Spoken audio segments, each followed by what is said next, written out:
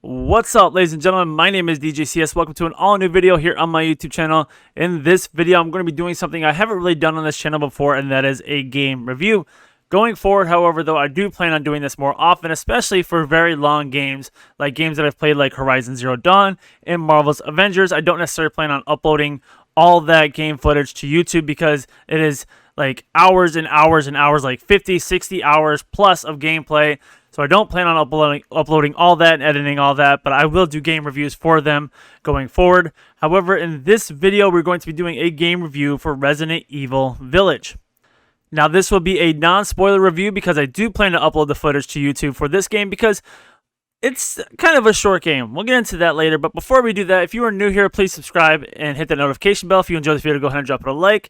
I would greatly appreciate that. I also want to let you guys know that this video was brought to you by Rep Sports and Raise Energy. Head over to repsports.com and check out all the amazing products they have. They have everything from amazing energy drinks with delicious flavors, pre-workouts, muscle-building products, weight loss products, stuff to help you get good night's sleep. They have food. They have all kinds of stuff. Head over there, check them out at repsports.com, and use promo code DJRaise to get 15% off your purchase. Simple to remember, DJ Raze, DJRAZE, 15% off your purchase on anything and everything at repsports.com.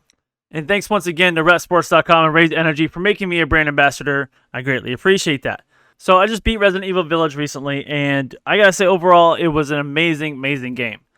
There are definitely some issues that I had with it, which we'll talk about, but overall, it was an amazing, amazing game. Now, if you look it up, it says that the game is about a 9-10 hour playthrough, something like that. I spent well over 20 hours into this game. 20 hours. And that's because of all the exploring that I was doing. Not that I'm a completionist. There's actually a place early on that I missed something. And once you're done with that place, you can't go back to it. So it wasn't like I was going to get everything, but I just wanted to try to clear out every room that I could, because now in this game they feature, I think they've done this before, but they have a feature where you look at the map and when you enter a room it'll turn red. As soon as you clear out everything from that room, it turns blue. So I spent a lot of time trying to clear out as many rooms as I could, and it got to a point where I was close to the end and I got in a small room and it was telling me I was missing something and I couldn't find it for the life of me, and I was just like, screw it, I want to beat this. I want to get to the end and finish it. So that is why it took me so long.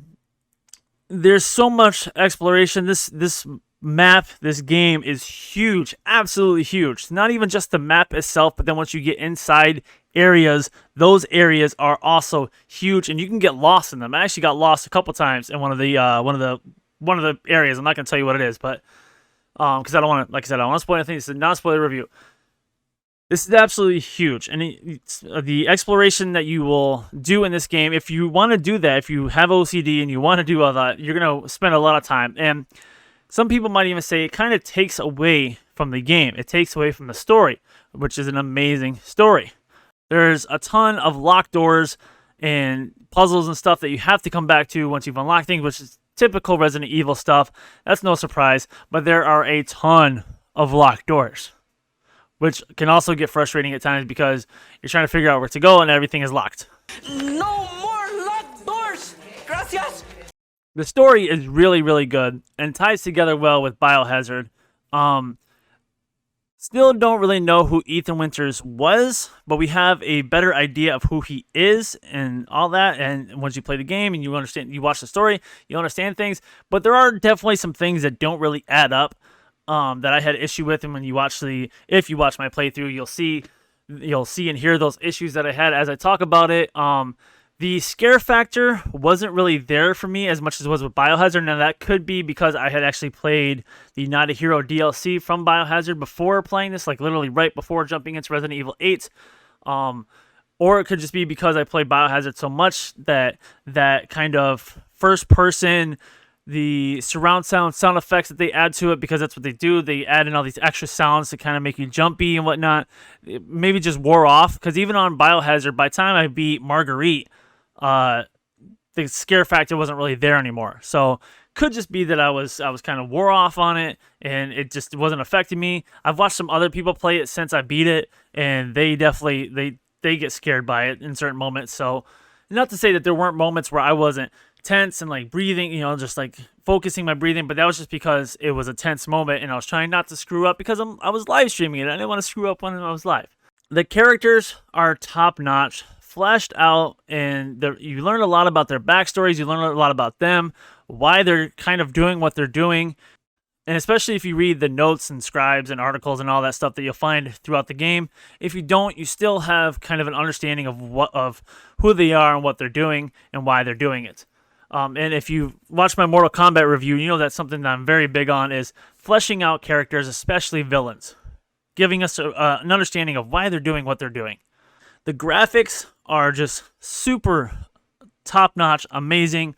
The attention to detail is really good, and they really developed the map.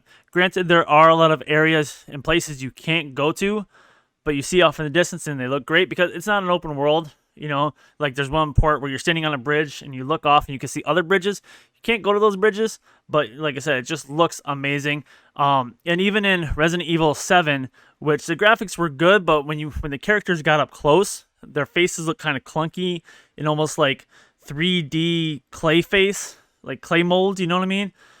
Kind of like Tim Burton, Nightmare Before Christmas style. It just looked like clay. It didn't look like a human. Or I mean, I understand that they weren't humans. They were messed up or whatever. But even still, like when Marguerite got her face close up or when Evelyn got their face close up, they just didn't look bright. They fixed that in this game. Definitely a lot better. The characters look amazing. And they're, like I said, they're definitely fleshed out. Different kinds of characters we haven't really seen before, which is really good and a fresh idea for this game. There definitely are some weak points, though. The boat mechanics are absolutely terrible. Boats don't stop on a dime. There are some monsters that look more like Muppets to me than scary. That's just my opinion. And like I said, if you watch my playthrough, you'll see that, and I call it out. The one issue I also had with the game was that this takes place in Europe somewhere. I can't remember if they say where or not, but somewhere in Europe. I'm assuming Eastern Europe. And nobody has an accent at all. Like, you would think you would hear, like a British accent, Scottish, Irish, something, Russian, German, Turkish, I don't know, some kind of accent from that part of the world. Everybody sounds like they're American, which was really weird. And I got strong Resident Evil 4 vibes from this game. As soon as I walked into the village, I was expecting someone to come after me with a burlap sack and chasing me with a chainsaw. Like, super strong Resident Evil 4 vibes. There's a merchant who's come back now. And that is one thing I will say about this game is they definitely give you resources. The resources are there for you at every turn. Every time you kill an enemy, they drop something. Whether it's coins or like gunpowder or something like that, they drop something. Whereas in Resident Evil 7 Biohazard, occasionally they would drop something. This, like I said, everything you kill drops something. And like I said, the merchant is back. It's a different merchant this time. There are some callbacks, though, to the original merchant from Resident Evil 4. Like I said, strong Resident Evil 4 vibes, just in first person and, super HD 4K graphics, which are amazing. Overall, I thought the game was fairly easy compared to Resident Evil 7, Resident Evil 2. The remake, I didn't play the original, so I can't speak on that. Resident Evil 3 remake was fairly easy to me as well.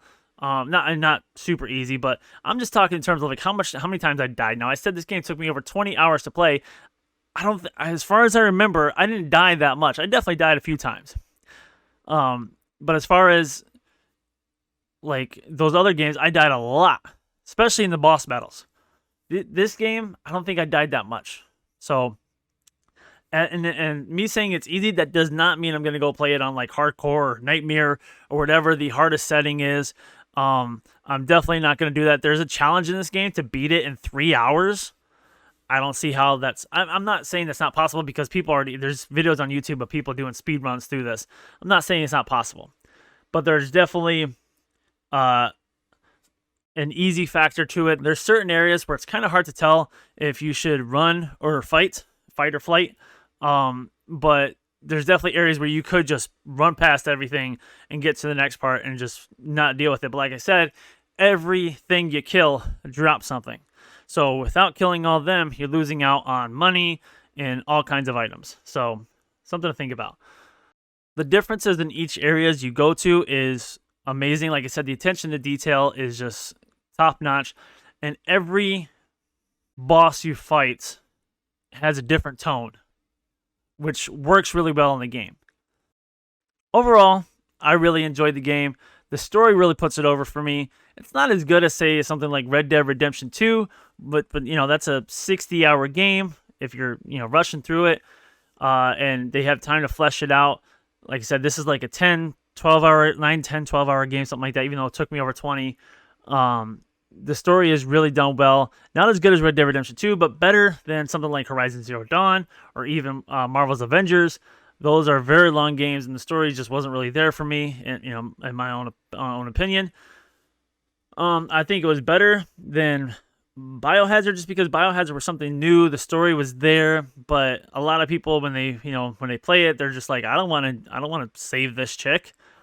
So, but this really ties Biohazard together well and explains a lot. Still leaves some things out on the table. There's still some things that don't make sense, but going forward, if this is their new story that they're going to tell, I could definitely see it working, although there is some stuff at the end that was just like, please don't.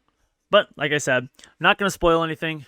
Check out the playthrough when I drop it. I'm going to try to start uploading some stuff next week. I'm on vacation, so I should have time. And I hope you guys enjoyed this video. If you did, please drop it a like. I would greatly appreciate that. If you're new here, please subscribe and hit that notification button so you be notified every time I upload a video. With all that said and done, guys, have a good one, and don't forget to tip your DJ. Later, dudes. Go tell Andrew Rhodey that everybody